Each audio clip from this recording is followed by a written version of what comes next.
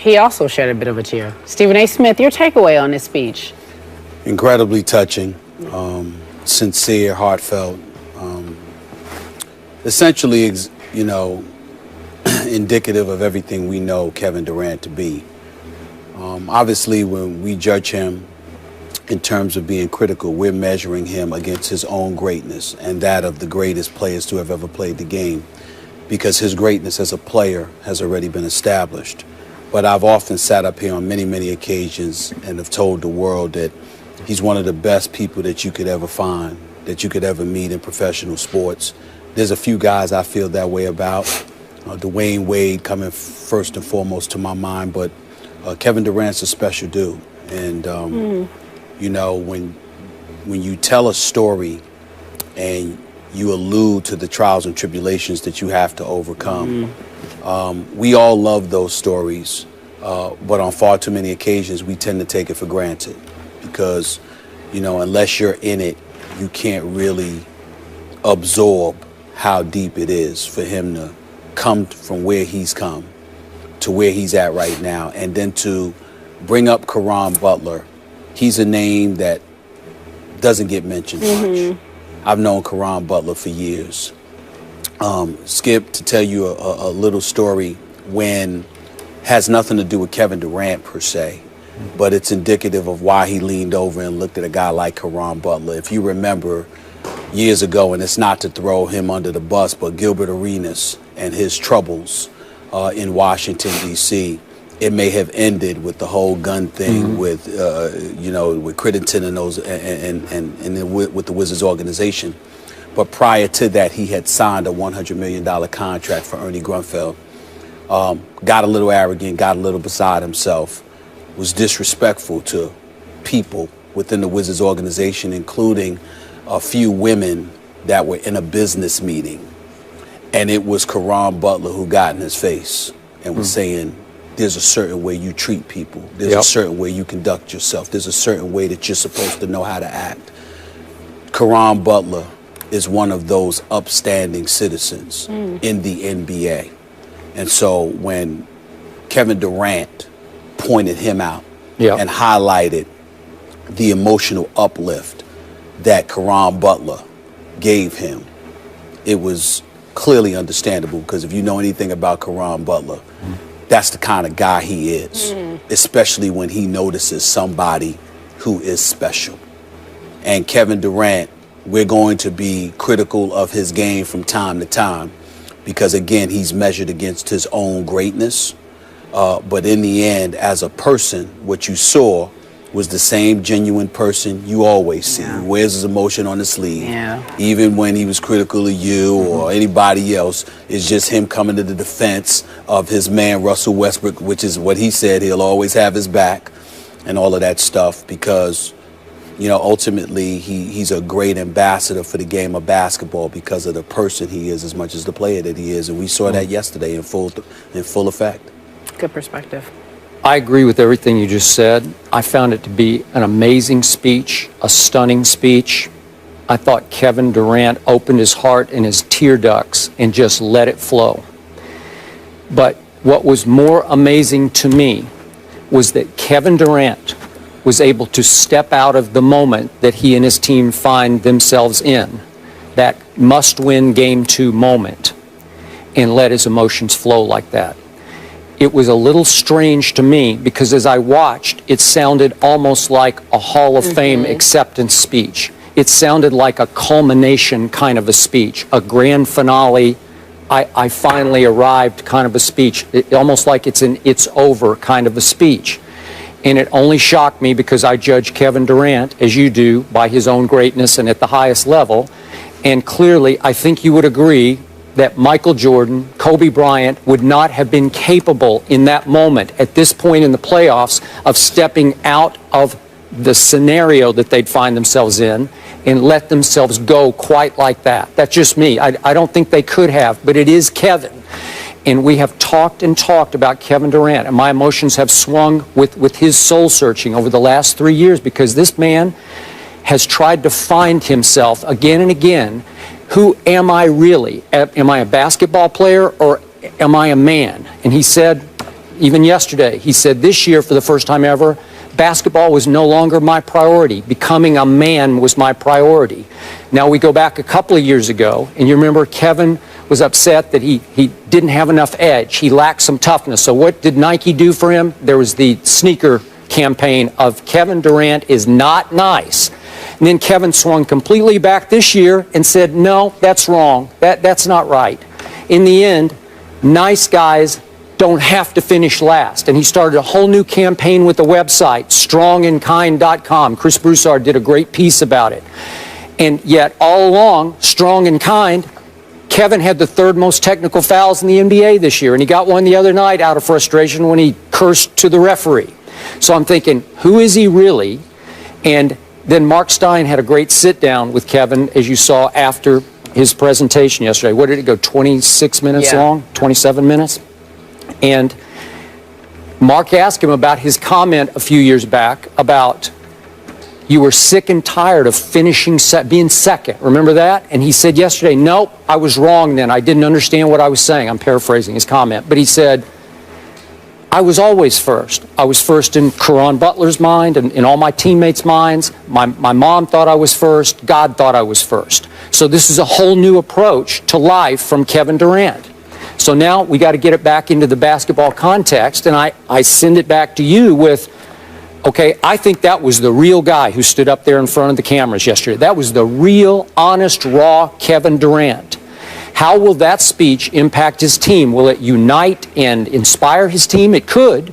And then how will it impact Kevin as he goes forward into tonight? This is a big deal. Just on the basketball level, I think you would agree, their season teeters tonight, right? At home. It's not an absolute must-win, but I think we both think you better win it or you're going to be in big, big trouble and won't be able to bounce back. It did surprise me. It seemed a little odd that he would choose that moment to let it all flow out of him that way. Well, I think it's a couple of things. You brought up Michael Jordan and you brought up Kobe Bryant. I think I have to remind you that Michael Jordan and Kobe Bryant had both parents in the home. Mm-hmm. There are certain trials and tribulations that Kevin Durant endured that they simply didn't have to. Yep. And when you go through that, one of the hazards is one thing, and a lot of people talk about two-parent homes. I'm thinking two parents, period. What I mean by that is that you don't have to have both parents in a home to have both parents in your life. Mm-hmm. When you talk about somebody who's a single parent, that means there was only one parent who was present. And when there's only one parent that is present, particularly when it's a mom and it's the boys that they're raising, they have sons instead of daughters, that's an incredible challenge, not just for the parent, but for the kid, because the kid constantly is wondering about what's wrong with me. And I've never talked to Kevin Durant about this, even though I know him. I don't know him personally on that level, and I would never even share it, even if he told me to, unless he gave me permission to do so. But I'm speaking in a roundabout way from experiences that I've had, from experiences that I've known other folks have had. You have to understand that when you grow up and you have that psychological warfare that you're battling, you're constantly questioning yourself. You may not remember this. I remember what I consider to be the most powerful episode of Will Smith in The Fresh Prince with Ben Vereen. Yep. Mm-hmm. And, you know, and he was the father, and he came back to visit him, but then didn't want to take him with him, and he was going off, and then he started crying at the end saying, why doesn't he want me, man? Mm-hmm. You know, when you're a kid, you grow up with those questions when you're a young man and you don't have that father in your life. And no matter what anybody tells you, and no matter what skills you know you possess, and no matter how gifted you may know you are, there is always a question mark in the crevices of your mind as to who you are and how great you truly are. You don't necessarily fully believe everything that everybody's telling you. So when you take that and then you put that in the basketball court and you're competing at the very, very highest level, the way you shield yourself from that is by defining what winning is and not letting somebody else define it for you. It's not that you don't want a championship. It's not that you don't want to go for it. It's not that you're not giving your full-fledged effort. You just refuse to believe that that is what totally defines you after all the hard work you put in. Because if you could be so easily defined, then you could be easily knocked down to the question mark that you had inside of yourself about yourself. He did. And so you saw it raw or whatever, but I've always seen that Kevin Durant. I've never once looked at Kevin Durant and thought that there was anything remotely phony or disingenuous about him. He's always been genuine. He's always been genuine, rather. He's always been somebody that's been real, even if it's real wrong from time to time. He's real, and that's how he feels. And so you go from here. I think that the players will rally around him. I think it was incredibly moving. I think they'll want to win for him tonight. I think they'll be more focused than ever. I think they'll come out there and they'll play lights out. And more importantly, what I was thinking about last night, you came to mind, Skip, because as he was applauding and really lavishing praise upon Russell Westbrook, it made you look at Russell Westbrook differently because you see that how much Russell Westbrook means to him and how much he means to Russell. And so Russell almost broke down. And when I saw that, I said to myself, you know, if you're Russell Westbrook at that moment in time, you literally have nothing to prove because this is your guy. You see what I'm saying? When you have a star who embraces you on that level and lets the world know how much you mean to him, how valuable you are to him on both a professional and a personal level, that could end up being the one thing that catapults you because you have nothing left to prove. If there's one mistake that Shaq and Kobe in the end had, where Shaq is at fault, is that Shaq may have waited a little bit too long to make sure Kobe recognized how valuable he was to Shaq. You know, because once you're trying to help, it wasn't intentional. You're trying to help, your little brother, which is what he was calling him at the time, and all of this other stuff. But you waited too long.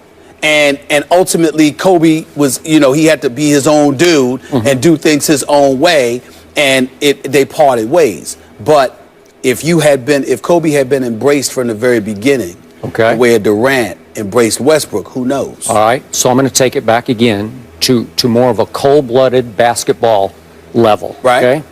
What did yesterday tell you? What did that speech tell you about Kevin? Does he have enough of the Jordan Kobe assassin in him to be the leader of a championship team? I would say to you, that's not fair because I don't know anybody that's Jordan and Kobe, but what I will say is that could very well be the weight that's lifted off your shoulders. You can argue. The league MVP trophy, okay? Because remember, he's not into individual awards, but the league MVP trophy may very well be the weight lifted off your shoulders. Okay, that's over. That's done with. I don't have to worry about accolades and recognition on a personal level. Now it's all about the championship. You said it before, but now it's officially so. But to me, he embraced the individual honor. He took that stage and used it, as I said again, as almost like a Hall of Fame feeling kind of a speech. I have arrived. A little surprising to me, and in the speech, remember, once again, you are empowering Russell. You're saying, you're my guy to do whatever you want, which has been my issue. You're telling Russell, you can do whatever you want. If you want to shoot more than I shoot, if you want to try to take over, I'm good with that. That's not the leader of the team. That's saying, Russell, you're my man. And in the end, I'm going to tell you again, I believe that Russell has to be the guy in the end, that cold-blooded assassin on this team to take it. I wouldn't say have to be, but I would also caution you again, if you're wearing multiple weights on your shoulder and you're able to shed some of it off. It may have seemed like he embraced the individual award, but what I saw was an individual that was letting the world know, I have all of these people to thank. You see what I'm saying? No, it's beautiful. It's going to galvanize folks to come along for that ride with him. So you think it will be a very positive going into game 2? I think it would be a very positive going into game 2, but that doesn't mean they're going to beat the Clippers because the Clippers are lethal. Again, I picked the Clippers to lose this series because I'm thinking the games are going to be tight, and DeAndre Jordan, who I love and I think could be the best big man in the game if he hits his free throws. I have questions as to whether or not he can hit his free throws, but the Clippers are a juggernaut, and if they're going to run away with games, Bayless, So, whoa. you mentioned soul searching for Kevin Durant. Hard to mature on a national stage as well as develop. We'll talk about the game 2, Clippers at Thunder tonight at 9:30 Eastern, a little later on in our show. Coming